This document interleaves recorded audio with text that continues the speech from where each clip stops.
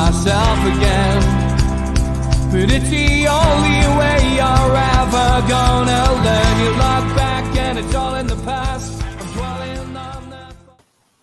Good evening and welcome to NUFC Matters with me, Steve Ray. That is Monday night, which means it's the Steve and Holly show. So I'm joined with Holly Blades. How are you, Holly? I'm good, Steve. How are you doing? Yeah, very good. You got pinged after our trip to London, so glad to say that you haven't had COVID for the second time because you already had it, of course. And you're out of isolation tomorrow just in time for the next friendly. Yeah, thankfully. I was a bit gutted I had to miss the match, but of course, safety comes first. And just thankfully I haven't had to miss another one. Yeah, our thoughts are with John from QTech. He is in a bad way at the moment.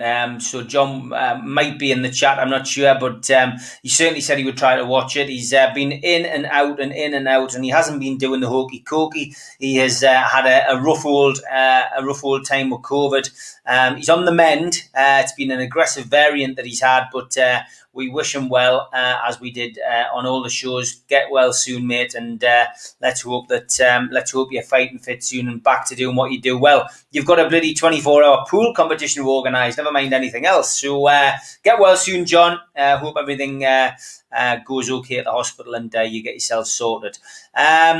Okay. As always, Monday night, we do start with different topics that Holly and I want to talk about. And Holly sent one straight away to me, which I had a feeling she would do. And it's Steve Bruce, something we haven't talked about on any of the other shows over the last few days. And that is the stuff that was in the Chronicle from the interview that he did. It's part of the interviews after Doncaster, actually. And he said, the one thing I'm never going to do is bullshit them. Meaning us, the fans. And they know, everybody knows how difficult it's going to be. We haven't got a lot of money. And as managers, we always want players and money to improve the team. That's our job. I don't think I'm alone in thinking it's going to be quiet, so we have to be patient. We have to wait for the big, huge clubs and see what they do. I hope people take that the right way. Holly, you're not a happy camper with that, are you? Not at all. As soon as I read it, obviously I sent it straight to you because I was just thinking, I can't believe what I'm reading. But, it's like he's done it many a times in the past. He said these comments and you just think, what are you actually doing? And he's done it again and saying, I hope people don't take it the wrong way. Well, how can you possibly take that the right way? I mean, using words like bullshit them as a manager, a professional manager. Like, come on, like, seriously, man. Oh my God. And isn't that what he's literally like CEO of, bullshitting people? Because all he does is whitewash over everything. Like, oh, we've had COVID problems. That's why we got beat off like York and that. Like, come on. Honestly, I don't know what goes through his head when he just thinks it's acceptable to say these things. Saying it's going to be a quiet window. Not sure that was the best thing to say because now he's just basically put us in the spotlight saying we're skint, come and take our players, in my opinion. He certainly hasn't sold the club well there. And also, wouldn't that put off the likes of Joe Willock thinking, do I want to come to a club where he's already said it's going to be a difficult season and we've got no money to buy players? Like, it's not really the most appealing club to come to, is it, when the manager's saying stuff like that? So it's just a disgrace from Steve Bruce yet again, but I don't really expect much better of him. And I think it's just definitely put it into reality about how next season's going to be. I mean, what did you make of those comments and the language that he used? Well, he obviously realised that he was going to say something that was going to upset the fans. I mean, when he said, I hope they're taken in the right way, he knows what he's saying. That's one thing that struck me. The fact that he's actually telling us there's no money to spend isn't something that any of us are surprised about, I don't think, because we didn't expect there to be any money to spend. I took it as a fact that Bruce realises that he's here for the duration and that the supporters are going to be in the ground, home and away, and that he's going to get a little bit of stick. And that all depends on results, of course. So he is, how can I put it? I wouldn't say a feather in his nest. I would say that he's preparing his armament. He's preparing the defence before the attack, if you like. And if the fans decide to turn on him at home, he's going to be in for a rough old time. And I mean, there was a little bit of it at Doncaster. There wasn't a great deal. I mean, one or two people started off a song. It wasn't collectively taken up by the 3,300 people there. I certainly didn't sing it, but it's a pre-season friendly. We had a great night. Everybody was up for it, as you would expect. you saw the subsequent interviews with the likes of Callum Wilson and Ryan Fraser, who'd never experienced Newcastle United fans singing before, and the amount of people turning up for a pre-season friendly blew them away. But yeah, Get Out of Our Club was sang once that I can recall, and Cheer Up Steve Bruce was given a rendition by a few fans. But ultimately, it was just a great night. Everybody had a good night. And it was well meant and good hearted banter really on the terraces, and a lot of the songs got an air in it. I think the Super Callum Wilson one, which is simple but effective, was well received by our new number 9. So I just think he is preparing for the worst, because should Newcastle get off to a bad start, Holly, he's going to get some stick, isn't he? 100%. I think actually St James's Park could be a very toxic place next season. And let's be real, it's not going to take long before we go in a run of bad form, because it will happen. This squad isn't really good enough, and we're not strengthening them. We're actually weaker because we've let a few people go. And then obviously now there's COVID problems with our keepers, which will probably go into the start of the season. So it's not going to be easy, but he's certain, people will turn on him. That's just a given. But I think we've just got to try and remember that realistically, no matter how much hate we give him and what we sing or whatever, he's not going to get the sack. He's here to stay. So we've just got to try and make the best of it, unfortunately. But I do think it's the same case as what you said, is where he's trying to already kind of make the excuses. So he's got something to fall back on. But I just feel like it was it's such an inappropriate thing to say. I think come to that when it doesn't fill anybody with confidence, does it? The fans, the players, anyone, when you're already saying it's going to be a tough season. You should be going in trying to do the best that you can. I know it's not realistic under Bruce, but I expect better of him, and I don't know why, because he always disappoints. Yeah, but I mean, he's just he's tuned in that way. I mean, there was certainly a lot more animation from him at Doncaster. I mean, much was made of the photograph that I managed to snap at York last week, where he was standing with his back to the players. But there was a lot more, stuff going on the sidelines. He was more animated. There was a crowd there, it has to be said, but Newcastle were on the up as well. They played well, and I think out of the two friendlies, you can take a lot of positives. Jacob Murphy again was superb. Again, we're only playing Doncaster, we're only playing York, but he's going to stand out. Most of them should stand out against those two. But he looks fit, he looks ready, and he's keen, and he's running around for everything. The fact that Richie wasn't involved was interesting to me, in the sense that who's going to stand up and be counted here. Young Allen came on, and he was only on the pitch for a short period of time, but really, really impressed me. I felt sorry for Langley again. He's clearly a long way away from first team football, but some good stuff out of the two games. I mean, we assume now he'll be back on the bench tomorrow, and we will see the return probably of either Freddie Woodman or Mark Gillespie, because Darlow's still feeling the after effects of COVID. But all in all, Steve Bruce, should be pleased with that one. I mean, as an attacking force, we look good going forward. ASM, Wilson. I still think we could do with another forward though, Holly.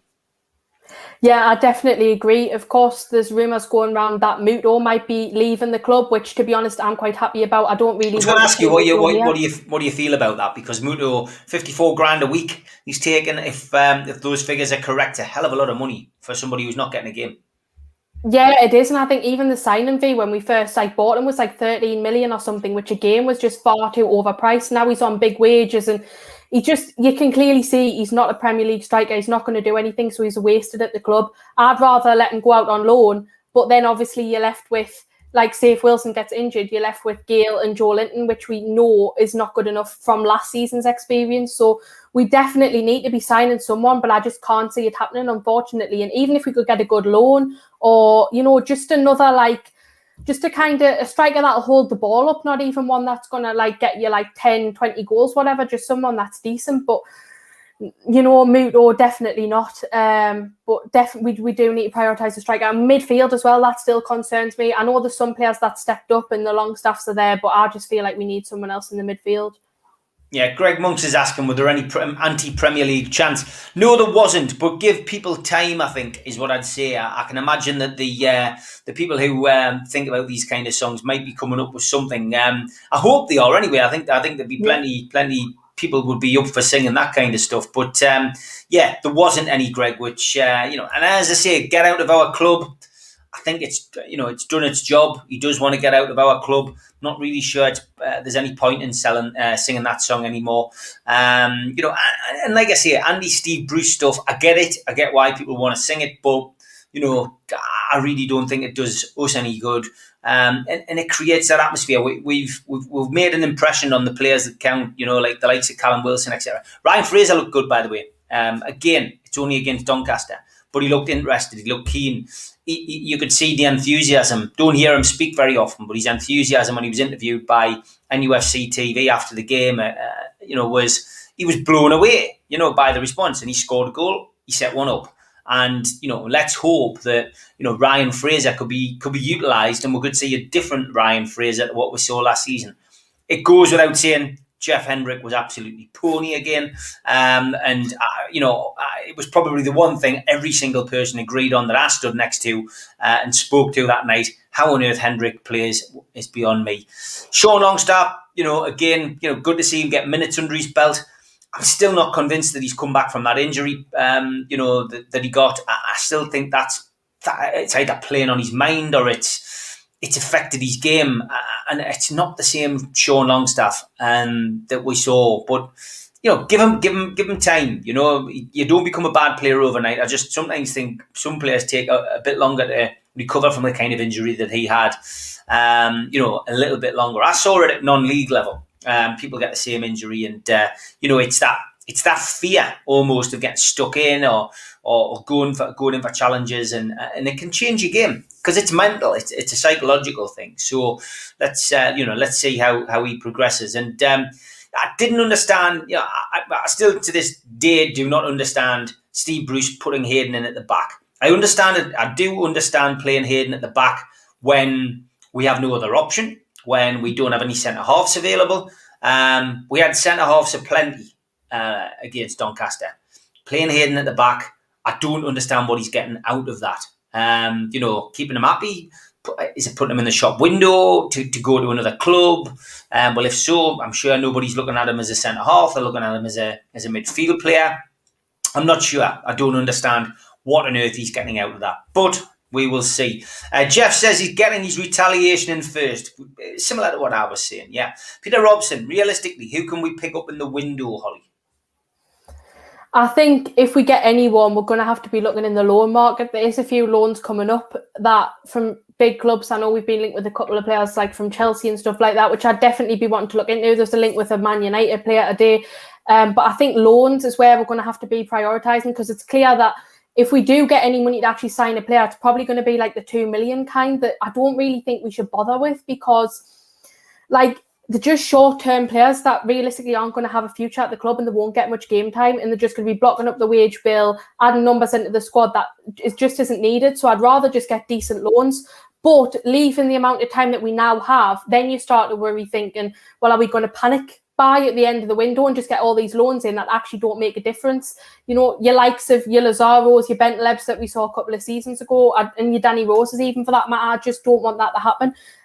So just hopefully smart loan moves. And still Jetro Willems, we haven't made a move for him, but I would really like to see him at the club, because left back, we do still need to strengthen in those positions. I mean, granted, we pretty much need to strengthen all over the pitch, but loans, yeah. And I really, a second option for striker, I always said Danny Ings from Southampton, but I don't even think we managed to get that calibre of player. But do you think we'll be shopping in the loan market, or do you think we should go to sign someone? No, we'll be shopping in the loan market now. I mean, the takeover isn't going to go through until after a transfer window. Now it's not. We know arbitration is not until next year. We've now got to hope the CAT case is heard in July. If it's not, there's now going to be, I think there's a holiday period for the CAT case people. So that is where this October date come from. I did a bit of reading into it over the weekend, and the CAT case go on like a summer break. The committee who deal with CAT cases. So if Newcastle don't get in before the end of this month,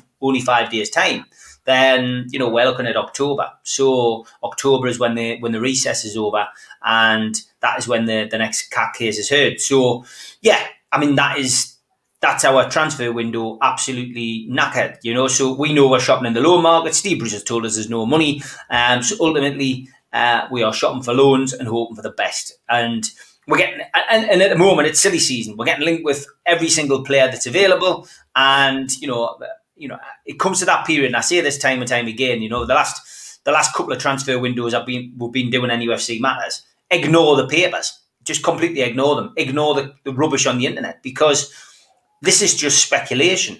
We're getting linked with a player who's from Southampton, who then goes to Nice. You know, he was never even interested in Newcastle, but it's a story. It gets clicks, and it becomes frustrating. I now just leave it until the club announce something. I get the impression, Holly, that they're putting all their time and effort at this moment in time, and this is a good thing, I think, to getting Willock across the line. He hasn't been involved with Arsenal in the pre-season friendly, the latest pre-season friendly again. I get the feeling that they're trying to get that through at all costs. That'll give the fan base a big boost, especially with season tickets going on general sale now. Yeah, well, and I think they are right to prioritise Joe Willock, because for me, Joe Willock's someone that I'd see as part of the squad even under new ownership, because I think he's a very promising youngster and he's got a long way to go yet in the game. So I can totally understand why they do that, but it's just the frustration that the club always seem to just focus on one player at a time rather than trying to go for a couple of players, because, you know, we do need strength other places. Yeah, of course, midfield, like I've said, is a massive priority, and if we don't get Joe Willock, we need to have backup options as well, and I'm just not sure that the club actually have backup options there. Yeah, I don't, and if, as you say, if it goes pear-shaped, where do we go from here? That is the big problem. It was interesting as well. I mean, I was talking to Liam Kennedy. We've done a pre-record because obviously tomorrow night we're all going to be at Rotherham, and he's talking about the forward line. And again, this is on 6 o'clock tomorrow night, but he mentioned that he says you have to think that the club look at ASM as a forward. Do you look at ASM as a centre forward, Holly? No, not as a centre forward. I look at him as a winger. Although I know lots of fans suggested the fact of playing him in that number 9 role when Wilson wasn't available. But I'm just not for that idea personally. I can understand why fans would say it, because realistically he'd probably do a better job than Gale or Joe Linton. But at the same time, he's so injury prone that I just think putting him in, you know, that number 9 role, because we need like a strong number 9, because he always gets pinged the balls and he's expected to do a lot, and I feel like that would just put St Maximin in a massively damaging position for injury. But also, I just don't think that's what he wants to do. It's not his style of play. He's not comfortable with that, so we wouldn't get the best out of St Maximin. So not for me personally. But I always see him as a winger. Do you? Yeah, he's definitely a winger. I don't see him as a centre forward. He scores goals, you know, but he's better running from deep and, you know, taking on 4 or 5 players. And I think what he needs to do is learn to be a little less selfish. I think we discussed this on the show before. He's far too selfish at times and takes an opportunity which maybe you should lay it off as there's somebody running in and you know, cut your centre forward in. Callum Wilson knows where the back of the net is, you know, and make sure that if you carve an opportunity out, then, you know, look for who's around you. If there's a better option, use it. Definitely. And I do like the idea of him maybe playing in a partnership with Wilson. I'm not sure he's best suited in a partnership with Wilson, but if we had a striker that suited him in a front 2, then I think that could be a possibility, but certainly not as an isolated number 9 playing like one up top. I just don't think that would suit him at all. And again, it just puts him at massive risk because he's so injury prone. I often felt Almiron would have done well there. Maybe he's in like an Jose Perez role. Yeah. But I'm not sure whether him playing alongside Wilson would work. But again, you know, the manager, the coaches, whatever, they see these people week in, week out, day in, day out on the training pitch, and they know better. So we'll wait and see. Hopefully we get somebody else in. I just hope it's not the dreaded Andy Carroll signing at the last minute. Bede says the latest picture of Bruce is with him with his hand down his shorts. Can't believe he's representing our great football club. Yeah, I was from York. I did see that one doing the rounds. Again, Richard says, our form was excellent the last 10 games. This is the other side of the fence, he says, Steve. We need to give Bruce a bit of slack, perhaps. And again, I don't disagree with that, Richard. I think that that's what I'm saying. Songs against Steve Bruce don't do us any favours at all. Players will hear it we should be better. We're better off doing what we did at Doncaster, which was supporting the team, giving them we're all like we always do, and making sure that they know we're there, and that kind of support is unique. And you must have been over the moon, Ollie, to hear the likes of Wilson coming out with that, and in his interviews after Doncaster that he'd experienced for the first time and he loved it. Definitely, it was brilliant to see Wilson just react in the way that he did, because he's deserved so much support. And if the fans were in for that whole season, he would have had practically hero status, because he did play a massive part in us staying up that season. And that proves, because I think we only won 2 games when Wilson wasn't playing, so that just speaks volumes. And I think it's well deserved for Wilson playing in that number 9. I think he's definitely ingrained in the Newcastle United squad now, and it's just brilliant. But it made us even more jealous, seeing all the videos of everyone having a good time and stuff. I was really jealous I wasn't there, so hopefully Tuesday can make up for it. And Fraser as well, I'm happy for him to do well, because I've criticised him probably more than most. I really haven't been happy with Fraser, because I just think I always got the impression that he didn't really want to come to Newcastle, and it was just an option that was there, so he took it. But now if he's starting to step up, then that's great, and I hope that Wilson and Fraser partnership carries on into the new season, because that's something that's very exciting. I would suggest you maybe wear a disguise, Holly, because to be honest, when I was down at Doncaster, I was spotted quite a few times. A lot of people were happy to come up and say they love the show. So thank you very much if you're watching and you came up and met a lot of people, took a lot of selfies. I did get down to Doncaster slightly earlier than most, and we got to the turnstiles for 5:45. They weren't open. The kickoff was at 7. They were just opening at about 10:50, and a bus of Newcastle fans, youngsters, washy mags, give a shout out to them, all came behind us in my turnstile, probably around about 20 of them, and started Steve Wraith. He knows fuck all about the takeover, which I've got to be honest, I did start singing myself, which they found highly amusing. They then asked us to sing a song, so when I started off We Hate Sunderland, I went up in their estimation. So a big shout out to Washy Mags for making me centre of attention for about 5 minutes outside the ground. And my mates were going, God, does this happen every away game? I'm not coming with you again. I'm going, no, I says it's a one-off. It's just because we couldn't get in the turnstiles. But it was great to bump into so many people. Look forward to seeing whoever's down at Rotherham tomorrow and at Burton on Friday as well. As I say, with me, kids getting a bit older now, I'm back on the road with Newcastle, which is great, and looking forward to a season of ups and downs, I'm sure. Les says, what are your opinions on the report in the Mail on Sunday about Man City, Holly? Of course, transparency and Premier League clubs having a battle against the Premier League sounds familiar, doesn't it? Yeah, it certainly does sound familiar. And if Man City have problems with the Premier League, then I think that can only help us out, because Man City is, of course, one of the big 6 teams, which the Premier League seem to love. And the more teams that start getting upset with the Premier League, the better, because it proves that it's not just Newcastle kind of bitching and moaning that we get accused of all the time.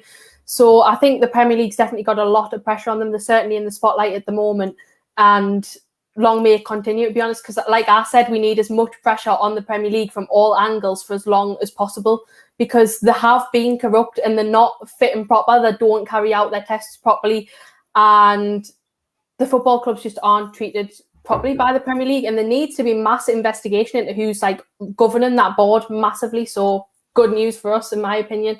Yeah, they make the rules up as they go along as well, which is the most annoying thing for us and our takeover. Steve Grossman says, in an ideal world, Shelvey and Hendrick out, Willock and another centre midfielder in, another centre forward too. Not much to ask. Would you agree with that? Yeah, 100%. Okay, Paul Rocket says, why do we try to get Rondon on loan for a season? I'd love to have had Rondon. I'd love to have had him. I think he's got such a good relationship with Rafa, though. I could see him racking up at Goodison Park. Yeah, I was a massive fan of Rondon. Of course, he got the player of the season in the 18-19 season, and he was great. He was just what a typical Newcastle number 9, held the ball up pretty strong. But I think that ship sailed now, unfortunately. And of course, he doesn't fit Mike Ashley's policy with the age thing being an issue, so I can't see him coming back to Newcastle. Yeah, Yano makes a valid point, as often he does. Slag the owner, slag the manager, slag the players. What happened to support the team? Isn't that the role of the fans? Get behind them instead of doom and gloom. Doom and gloom. Give it a break. I wasn't being doom and gloom. I was supporting the players and singing and cheering, and I had a cracking time. I mean, look, Newcastle winning away from home is has become quite a regular occurrence in the last few seasons, to be honest, under Bruce and Rafa, it has to be said. But it doesn't matter where you're playing, as long as you're seeing goals. And it was a cracking game, 3-2. I mean, Doncaster made it interesting, getting a couple of goals, but I was supporting them. And yeah, I mean, it's not all doom and gloom, Holly, is it? You go and you do give the team support, but obviously if you get goals going in left, right and centre, it's difficult to keep that going, isn't it, for your team? Yeah, there's not really anyone much more positive than me at times. Like, I know it might seem like I'm negative and all that, but I go every week. I can't wait to be back. I'm so happy to be back with my season ticket, supporting like the lads every week, and I always get behind the team. But unfortunately, the situation we're in at the moment, which is just so much uncertainty because of various things, there's a takeover. There's Bruce obviously saying we've got no money, players that probably aren't good enough, but. And when we're losing, we have a right to, get on their back because they're not doing the job that they're paid to do. And there's many Newcastle fans that would happily stand in their position and probably put a lot more effort in. So I think that's why the frustration's there. But of course, when we are there at the match, we do put everything behind the team. You've got to. Otherwise, how can you expect them to win if you're not going to get behind them? Yeah, Keith's saying, why give Gale a contract? He's a championship player. I've got no idea, to be honest. I think probably covering the back in case... the takeover hadn't gone through and they need somebody in reserve. He didn't get much of a look in last season, despite Steve Bruce saying it was his favourite player and he always wanted to sign him. Or I guess if they sell him on, it's maybe a little bit more in the kitty, but it's a strange one, isn't it, giving Dwight Gale a contract?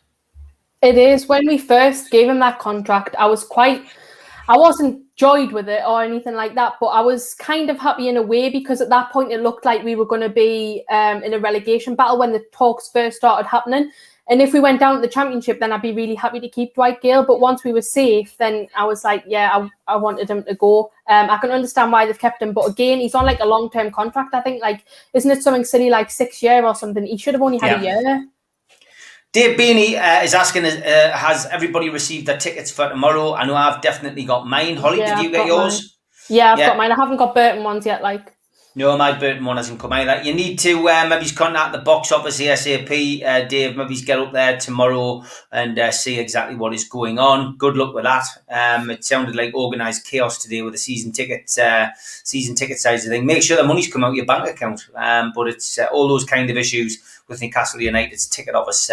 When they're good, they're good. When they're bad, they're absolutely bloody awful. Colin Wilson says, I think everybody and their grannies knew our feeling towards Mike Ashley, Steve Bruce. Now is the time to get behind the players. Our feelings towards Ashley and co won't diminish. Good point, Colin. Alan says, the Premier League don't care. Ashley doesn't care. Bruce doesn't care. Why keep playing Joe Linton and Hendrick? It's shameful. It is pre-season, Alan. Of course, Joe Linton's injured. Got a thigh injury, so he won't be playing, I would imagine, tomorrow night either. Why keep playing Hendrick? Maybe he's in the hope he can actually learn how to play football. Rachel Lilly says, do you think we'll get Willock even on a season-long loan? I think we'll get him. I think he wants to come back. As Holly said, though, hearing stuff like we're not going to be signing anybody else might be something that counts against it. But in your heart of hearts, Holly, do you think we'll get him? Yeah, I do. Purely for the fact that I think Joe Willock loves the club and he wants to be here.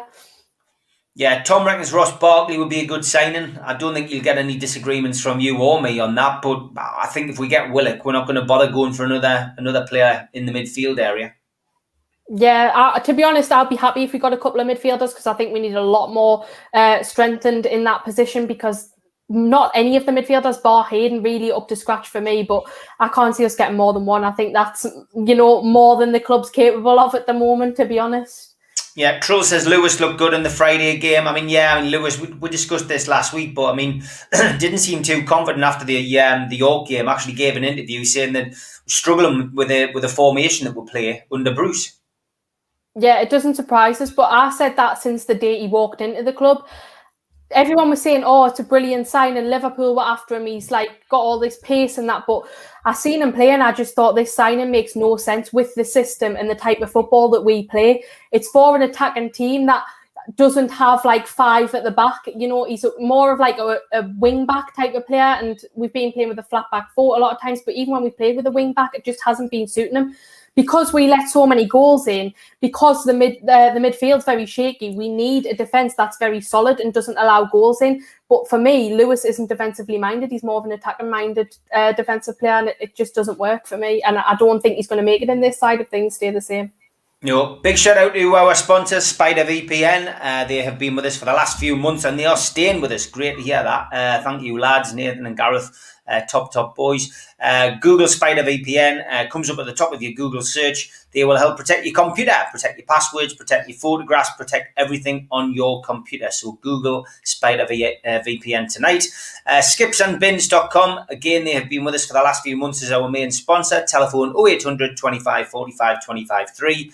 Email inquiries at skipsandbins.com. Website www.skipsandbins.com. Easy, contract free and pay as you go waste collection. Big shout out to qtechshop.co.uk and John, get well soon mate, and he is the maker of pool tables and snooker tables and many other things at Wallsend in Newcastle. He also runs our website NUFCmatters.com.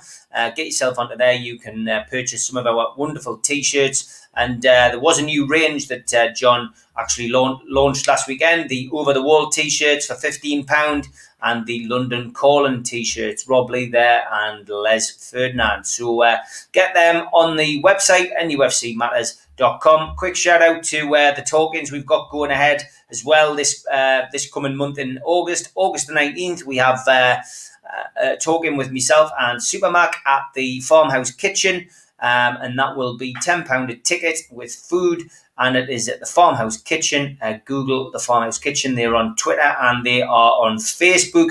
And also a big shout out to the lads at what used to be the old Punch Bowl in Jesmond. It's now called Bobix. Me and Liam Kennedy on Thursday the 5th of August at 7:30 we'll be doing a talk-in with all proceeds going to the food bank. www.bobix.com. For your tickets for that particular talk-in. Get yourself along. That'll be a cracker night. I know Steve Hasty is going along. There'll be a few other faces as well from the food bank and from NUFC Matters. And we are creeping towards Friday the 6th as well, which is the NUFC Matters 24-hour charity pool night, raising funds again for the food bank. And if you haven't already donated money to the food bank matchday bucket, you still can tomorrow night for the Rotherham game. NUFC fans, foodbank.co.uk. Make an online donation and you will go automatically into the raffle to win the watch, and we will be drawing that at the pool night on the 6th of August at Spot White in Newcastle. Had a few people in boxes today just about the book. Obviously, I did a long chat last week about the reason that fans at Newcastle United are divided. Every Boy's Dream is the book that I kept referencing to, and that is a book which was written by myself with Jamie Boyle, and that was brought out by War Cry Press last year. That really just gives you an insight into my background as a Newcastle fan, how I started, when I started supporting the club, and all the stories and a hell of a lot more. The foreword there by Malcolm MacDonald, Ricky Hatton as well, covers a lot about how I got into promoting, how I got into acting, but also my Newcastle United life and, my very, best games and stuff like that. They're all in there. So you can get that on Kindle and on Amazon. Well worth a read if you want to bore yourself silly about me. And I've got to be honest, I was buzzing when I got a copy of that book, because it's a one that I was asked by somebody else if they could write it, and it was an honour to do it. And get yourself onto NewcastleLegends.com as well this week, because tickets are available again for the Time Theatre show, and that's got a whole host of Newcastle legends appearing on it. I'll do a little bit more about that later in the week. And the Christmas do, we still don't have an answer off Lee Clark as to when he is available. As soon as I do know, I will let you know, and then hopefully we'll all be able to meet up, which I'm looking forward to. And again, that money from that event is going to the food bank. Okay, back to your questions and points. James Rose says, I think they should stick with Kel Watts. He looks decent. What do you think about Kel Watts, Holly? I obviously watched him against York and I thought he was excellent. He was who I praised most highly in that game, because it was such a breath of fresh air seeing a youngster come into the side that actually didn't look out of place. And I think he certainly could have a chance next season in the first team. In my opinion, he was the best defender on the pitch. And he certainly, he was not a mark off the pace. He was going in for challenges. He looked like so confident, and definitely if he continues to play like that, then I'd be happy to give him a shot in the first team. Yeah, I mean, I liked him at York. He looked good again. He looks, very comfortable on the ball. He doesn't look out of place playing alongside the bigger first team players. I think he'll get a chance. But I was really impressed with Alan. I mean, all the lads who came on made an impression, but young Alan looked a good little turn. He's he had his hair dyed like Phil Foden. He stood out anyway, but just did everything simple, didn't panic, passing the ball backwards and forward. Look the part. Again, it was only against Doncaster. I keep saying that, but it's sometimes just about making that jump into the first team and seeing how you can, how you adapt. And there's less pressure, I feel, on somebody who doesn't play up front. When it's a number 9, there's expectation. If it's a midfield player or a defender, seems to be less expectation. It takes somebody really special to break through as a centre forward at any club. But certainly ones to watch. Chris, no news, I'm afraid. You haven't missed anything. There isn't any news on any transfers. Jabba Dabba Do One says Joe Willock is our saviour. We need him.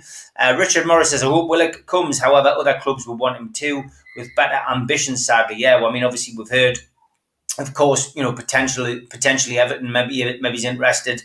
I think he could be a Rafa type of player, but let's just hope the fact that he enjoyed Newcastle and gets on with a lot of the players up here, that he's thinking about coming back up. Alan Thompson, most press reports say that the Cat case will not be seen until summer 22 or 23, if not later. And what's not to keep the arbitration going until 22, 23, then 24 and forever. Yeah, Alan, we could have done without that cheery message tonight. Keith Patterson is the man to know. I don't think that it will drag on that length of time. Chad Leach says, don't want Barkley. His head went when he went to Chelsea. Not the type of player you want in a relegation fight. Would you agree? I'd still take Barkley if the Willock deal fell through. Tom Lynch says ESM isn't a striker, but I think attacking midfielders are sometimes regarded as forwards these days, along with strikers. I would agree. Terry Armstrong, good evening, mate. He says, do you think Bruce will be looking further into reserves this season to bring players through with no funds? He's shown no interest in the past with Matty Longstaff or Anderson. What do you reckon of that, Holly? I think he'll have to at some point, because there will come a point in the season where we've got a lot of injuries. And to be honest, I think there's some players that will be in the youth that are better than the reserves that we currently have. So for me, definitely, and I don't think that's a bad thing, because I'd love to see younger players come through. It just depends whether they're up to scratch or not. But certainly the likes of Watts and Bailey that you mentioned before. Was it Bailey you said? Or was it Tom Allen? Sorry, not Bailey. Allen, yeah. I think those players, if they look good and they come into the side, that can only be a good thing. Yeah, I would agree. Black and White Knight says Wilson and ASM are nailed on for injuries again. What's happened to Almiron? I presume he's been given a little bit of an extension on his holidays because he has been playing international football. John B says, would you or Holly take Willock on loan again without an option to buy? I wouldn't. I would personally, because if that's the only way we're going to get him, then yeah, of course I would, because he's going to make it a lot easier to stay up and just score the goals that we need, to be honest. Yeah, Jeff says St Maximin would end up swathed from head to foot in bandages if he played up front. Yeah. Joel Trull says Joe Linton's no striker, but Bruce the Blind Goose doesn't seem to see that. I would agree. Yeah, I mean, Joe Linton, as I said, he's I was really surprised that he limped off with that injury. I genuinely didn't think he was too hurt. I just felt he didn't fancy it, and I just felt the heat was probably getting to him. But it was strange. Jano says ASM has more bandages than the Invisible Man. Kenny says, please, Mr. Wraith and Miss Holly, can we still sing anti-Premier League songs? Yeah, of course. I think it's important, and I'd love it if War Flags brought all their banners from London down as well. I think it needs to happen. Do you know any anti-Premier League songs, though, Kenny? Can you come up with any? Any suggestions? Start writing them. We need a wordsmith. Chris McCarthy says, Callum Wilson couldn't stop laughing and smiling when 3,000 Geordies chanting his name. It was so good to see. Let's just hope we get at least 20 games this season. I think he can get 20 goals. Yeah, he's a 20-goal-a-season man, I think, 100%. I've just, it's those injuries that you're concerned about. Kiwi Toon says, if we're pinning our hopes on Fraser, we're screwed, even more than we already are. Given a month, he'd be disinterested as per last season. Yeah, it's going to take a bit to win the fans over for Fraser, isn't it?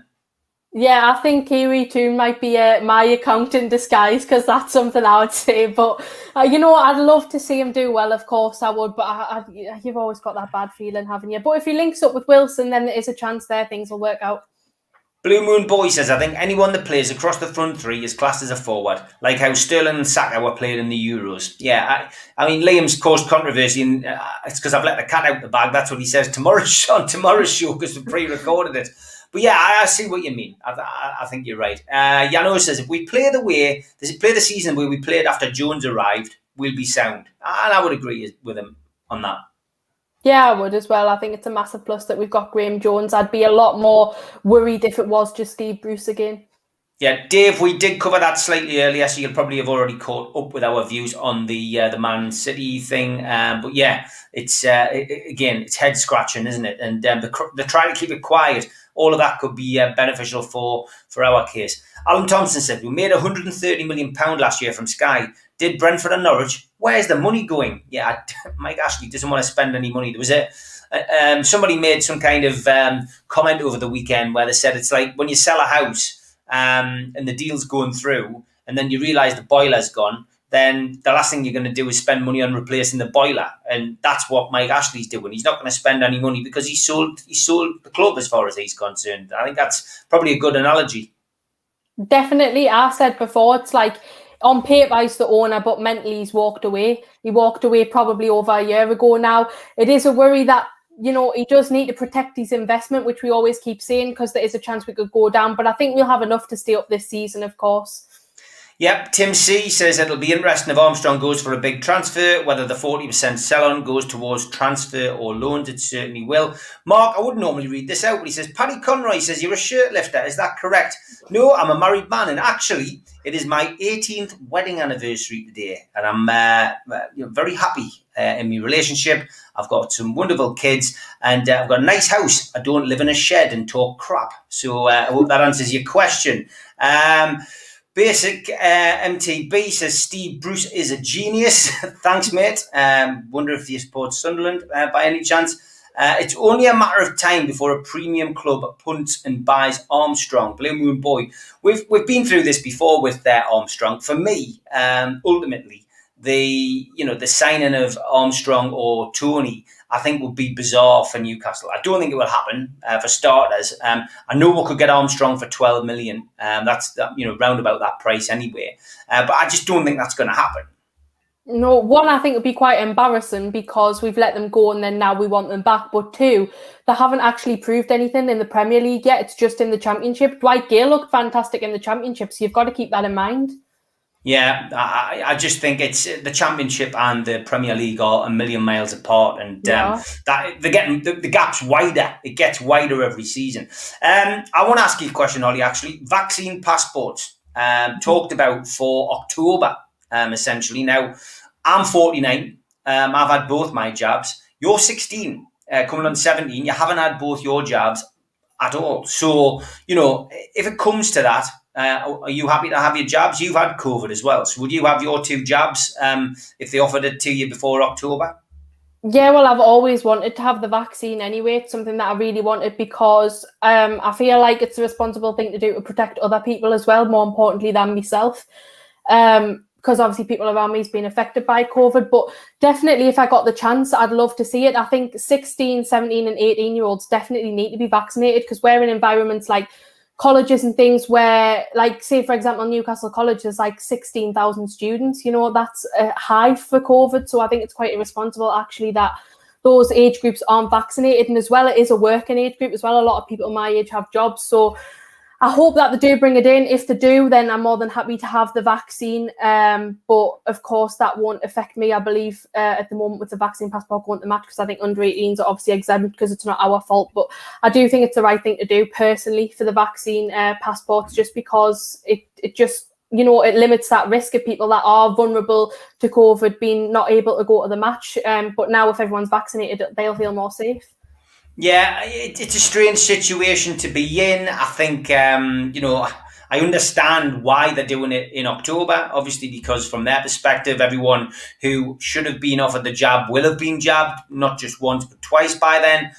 But yeah, it's the younger age group, which need to be looked at now, and are they going to enforce it on younger people, or are they going to give them an option? It's going to be interesting, but still a lot to be decided. Nothing guaranteed on that yet. But if we get halfway through, say a quarter of the way through the season, by the time we get to October, then they decide that they're going to have to do vaccine passport. It is going to be interesting. We'll watch that with interest. Greg Monk says, is Shelby on the way out or just injured? What do you think about Shelby? He's not been seen or heard of. Talk about an injury, but also talk again about a potential move down to London and West Ham. I'm praying that he moves to London because his time at the club is done now. He's not the player that he was a few years ago, and he's lost all interest and the fans don't like him anymore. He needs to move on. However, I think he's a favourite of Bruce's, and I think that he's a player that always seems to get lucky and play a part in the side even though he doesn't deserve to. So an injury, I think, probably is most likely, and I think we will see him here next season, unfortunately. But if there is a chance that we can sell him on, I would definitely take that, even if you only get a couple of million. Keith Patterson's in the chat. People asking him when the cat case is going to be heard. He doesn't know at all. Nobody knows at the moment. Let's just bloody hope it's not next year. God, that would have me, like somebody said before, that would have me absolutely demented. That. Stephen Connell says, good evening, Stephen Ollie. What attendance do you think we'll get at St James's Park this season? I'd love to see it at full capacity, especially after the year that we've all had been in lockdown. And I just think the players need the support. And I think there's the likes of Callum Wilson that'll play a lot better in front of the fans. And it'd just be great to have that support. But I can't see it happening, unfortunately. I'd probably go an average attendance of about 45,000. Yeah, I mean, I would say that we're not going to sell all of our season tickets. I think first home game, against West Ham, you're probably going to be near capacity. The novelty of going to that first game, people wanting to go again, people who didn't get a chance to go to Sheffield United will definitely want to go to that. But I think we will be relying on tickets being available on going on public sale. I think those games against the likes of Brighton, which are, they tend to be awful games, Burnley, and other teams who tend to bring in minibus of supporters, I think 42 to 45,000 is going to be your average attendance for a lot of those games, which is still great, by the way, for a team that isn't spending money and is treading water or going backwards, I guess. But yeah, Alan, who gave us the great news about the cat case, says it's not all doom and gloom. I've just saved myself £500 on my season ticket after the takeover fiasco. So, Alan, you're in a right mood with yourself tonight. Tom Dixon says, is it available in WH Smith's? I think it will be, mate. You'd have to order it, but you're better off going on Amazon. Get it on Amazon, direct from Amazon. You'll get it next day delivery, mate. I think so. Get yourself onto there. Why do delivery drivers always know when the Holly and Steve show is on? I don't know, Kenny. Why did delivery drivers always know when the Holly and Steve show is on? Is this a joke? Yano says, much is made of only winning 2 without Wilson, but what about only 3 wins with Lascelles? Great question, that. It is a great question. Lascelles, I don't think should be captain. I don't think he's got the captain qualities. Initially, maybe he did. He did great in the championship, and I'm not going to take that away from him. But now, I just don't think he's stepping up to the mark. Of course, though, we have to give him some credit because when I believe it was Norwich, we drew, or it was something around that time, when Graham Jones came in and we were on a bad run. We lost like 10 games in a row. And then Jamal Lascelles, I was going to say Lewis for some reason. Jamal Lascelles, he did step up and he put the players in their place, and then that's when we came into the good form. So you have got to give him the praise as well. But I don't know. I don't think that him being in the side has anything to do with us losing, to be honest. I think that's quite a harsh comment to make. What do you think of it? Lascelles is always going to have, the fans split down the middle. I was always really, really surprised Rafa gave him the captaincy. But, there's clearly something there. He's definitely got the respect of the people who are in the dressing room. I guess that's all that counts, from my perspective. So, I personally feel that, Lascelles will start the season as captain. So I don't think there's anything more we can say about that. Anti-Premier League song, Ain't No Doubt by Jimmy Nail. Ain't no doubt it's plain to see. The Premier League's crooked as can be. He's lying. Very good, Tom. Very good. You should start that off, Tom, at Rotherham Yeah. or Burton, if you're there. Over to you. Paul Hill, what do you think of the report that Sorensen could be leaving, Holly? So I actually watch a lot of the under-23s games. I try to get to them as often as I can. I'm planning to go to the next couple of ones against Gateshead and Blythe away. But Sorensen, I did watch him. I think he was overrated. He was hyped up a lot. I think initially there was something there, but when it came to playing a team that actually had a bit of quality, I think he just kind of went under the radar and really didn't step up to the mark.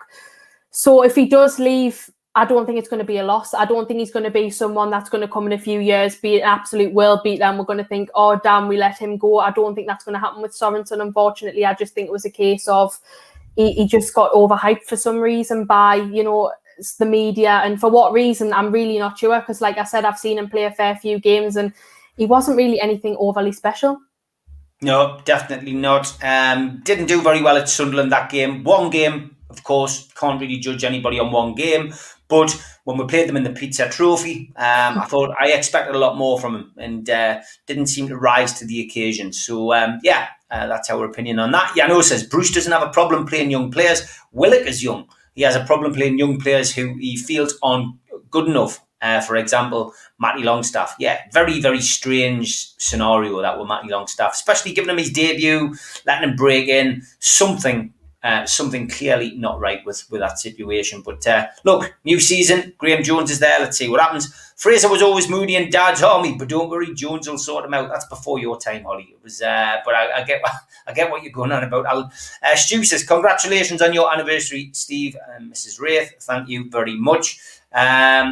Tim also says that he's just had his 32nd anniversary and first member of public to have a wedding at St James's Park. Well done, Tim. Didn't realise that. I bet you that was a good day. Did any of the players come, I wonder? Kirk says, imagine someone offered to pay you £3,000 for your car and the neighbourhood watch Specky stuck his nose in and told you he's not allowing this for health and safety. This is how Ashley views the Premier League. That's an interesting way of looking at it. Mark says the double-jabbed health secretary is just called COVID. He could flash a COVID passport and get in anywhere, whereas healthy, non-vaccinated people couldn't. It's nonsense. Controversial, you see, already. People getting aerated about that. Paul Volte says, I see big things ahead for Holly within the NUFC spokesperson or similar. Very knowledgeable and well-spoken. Oh, thanks, Paul. I appreciate that. Keith says, I like the idea of Ain't No Doubt as an anti-Premier League song. I'd love it if Jimmy Nail recorded it again with anti-Premier League lyrics. Yano says, lyrics, the Premier League is corrupt. The Premier League is corrupt. Repeat. Straight to the point. Straight to the point, yeah. Yeah, no, I mean, he could be on the terraces over the next couple of days, so maybe we'll hear that. We've got to remember them, though. Paul Rocket says, how many will be allowed in the stadium for the West Ham game? 52,000. Full house, mate. Full house. We're back to normal, back to normality at this moment in time. James Brown, I always laugh when I see that. I always feel like I should be doing some kind of get on up. What happens to under 16s? Surely can't ban them from the matches when they couldn't have a COVID vaccine. No, that's not going to happen, Holly, is it? No, not at all, because that's not their fault. Exactly. Yeah, I mean, we're going to go down all kinds of minefields with this. I can already see it. People can go to a nightclub now, but in October they're going to be asked to produce that they've had 2 jabs. It's going to be a mess. The whole thing is going to be an absolute mess. Simon Cox says, if stories of Willock and Maitland-Niles are true, I can see Shelby going no problem. Shelby was at the races on Saturday, living it up, says Tim. Obviously a first-hand account there from Tim. Did you have any winners? Simon Cox, sure to be full capacity after the past year for first couple of games, then it might change. Stu, who usually says Bruce out, is on fire tonight. He says the club don't deserve any support. The club does. The current regime doesn't. Kenny Ranson says the Geordie Roar first came back would be amazing if it was sold out, but I don't see that happening. The Premier League have electrocuted the dog. The dog is apathetic through the torture. Very profound. Yeah. Very profound. You've actually stunned Holly with that one. I know, says Shaw is the only realistic alternative to play the Shelby role. Shaw's a weird one because when we saw him at defence and he had that like period where he scored a couple of goals, I thought give him a shot in midfield, he could be good. But then we saw him play in midfield a couple of games and I thought he was very poor. Tim Cairns likes Tom's chant, could catch on. Lee Taylor says, should Shelby be captain instead? Only joking, he says. No way. He knew that would go down like a lead balloon. Darren Cowan says, £73 million Sancho, now $43 million for Varmey. Is that the right pronunciation? God only knows. I do tend to get them wrong. That massive fine for joining the ESL has really helped Manchester United. Yeah, exactly. It's a disgrace what they did with the European Super League. Just shows more corruption.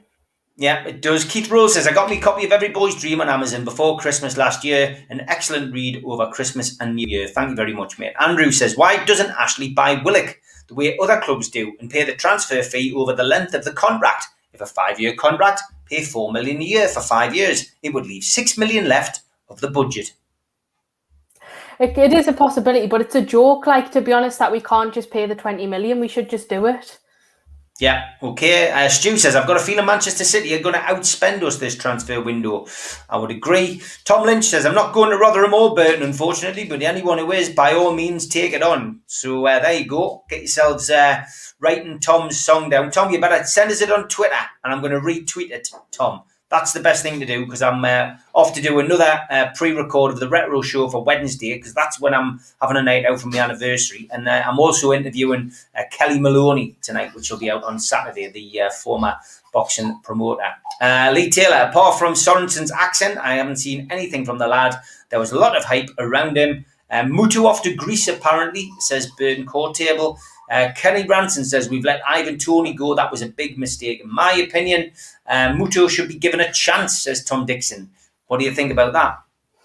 No, every time we've seen him play, he just looks shambolic. I don't think he's up to scratch whatsoever. He went out on loan. He had, like, what was it, something ridiculous, like 1 appearance or 1 goal or something. It just shows the level that he's at, really. Well done, Mrs. Wraith, says Jeff. Thanks, mate. Always somebody has to say that. I knew it would be you, Jeff. If we win the lottery, Stu, then we can buy and pay wages for good players to our club. Trolls, hopefully it doesn't come to that. Jeff's on fire as well, and he goes, Shelby at the races. How ironic. Kirk says, asking a drunk chap if he's been double jabbed might ensure the bouncer a double jab. Probably. Yeah, I would imagine it would do. Mark Bayer says the Premier League are wankers. The Premier League are wankers to the old referees a wanker tune. Well, you know, yet again, it's straight to the point, I suppose, gets the message across. It does, yeah. I think that would go down quite well amongst the washy mags who I bumped into outside the ground, actually. They'd love that one, because some of the songs they were singing were all in that kind of way. Keith Roll, excellent show as always, Stephen Holly. Happy anniversary to you and Mrs. Ray. Thank you, Keith. Billy Gaddis says, I can see a t-shirt circulating soon saying the Premier League's corrupt. Bring it on, Steve. John from QTech will have to do that when he gets back from hospital. Hopefully that will be soon. Julie Baker, thanks Holly, thanks Steve, thank you.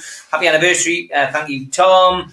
Great show, Steve, and great work, says John. Lee says, Muto did well against Man United, scoring 2 goals with 3 goals and 28 appearances whilst playing in La Liga. I believe is not good enough. I would agree. Yeah, I do agree, definitely. He's not a Premier League quality, to be honest. I don't think it's fair that we judge him too much, because I don't think he's ever been Premier League quality even when we signed him. Yeah, Colin Wilson says, great show, Stephen Holly. 16-year-olds with the knowledge and the composure of a 40-year-old. Fantastic, Holly. I'm glad he didn't say this, the complexion of a 40-year-old. Your parents must be so proud of you. Keep it up. Yes, definitely. Our dad is very proud, and hopefully bump into both of you tomorrow night down at Rotherham. I cannot remember the last season Newcastle outspent Man City in pre-season. It must have been a 0-0-0-1 season, says Keith Roll. And lots of people just saying they've enjoyed a great game, and lots of people passing on their wishes to me and the missus. So thank you very much for that. Great show, Holly, you're a gem, says Tim. And hopefully Rafa will sign Muto again, says Stu. The Black and White Knight says West Ham thrashed Celtic, so it's a very hard game for us. The first game it will be. Good show tonight, says Tom. Holly, as always, that hour has flown over. Hopefully see you. Keep your phone on, and hopefully see you and your dad tomorrow night. I am doing a live Q&A tomorrow. This one's really interesting. A man who inspired me to get into podcasts, Sean Atwood, He's had a few issues actually with his channel being taken down twice in the space of a week. It is back up there now with his 670,000 subscribers. But he will be interviewed with me, live Q&A tomorrow. So those of you who are interested in the true crime stuff that I do, tune into that. But Sean's a very intelligent guy, very clever guy. He's had some great guests on his show. Please tune into that tomorrow morning, 11 o'clock till 12. It is a live Q&A. If you've got any questions for him as well, then please also, give me a shout on Twitter, and I will make sure that I ask him. I know he's a man who's quite divisive as well. Some people like him. Obviously, 670,000 do, but there's quite a few people don't like him and have views on him. So always a controversial character. And as I say, also doing this wonderful podcast with Kelly Maloney a little bit later on. So if you've got a last minute question, I'm interviewing her at 8 o'clock tonight. So tune into that. But Holly, as always, great stuff. Thanks for joining me on a Monday night. See you at Rotherham tomorrow, and see you next Monday on the show. Take care. Bye-bye. See you tomorrow. Bye.